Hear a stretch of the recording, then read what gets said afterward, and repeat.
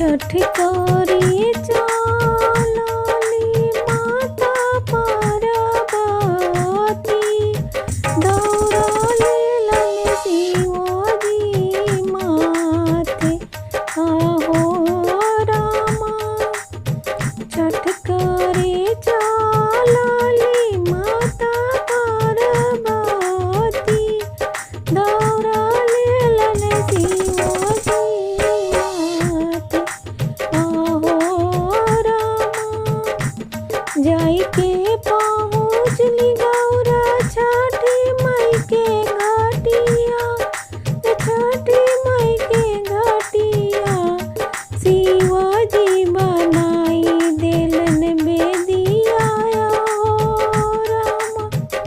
शिवजी बनाई देलन बेदिया हो रामा। 3 दिन के भूखल पियासल गौरा मैया, 3 दिन के भूखल पियासल गौरा मैया ओठवा गइले मुरझाई आहो रामा।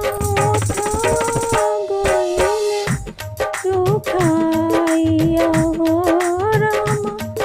थोर थोर कापेला शरीरिया आहो रामा। थर थर कापेला शरीरिया आहो रामा।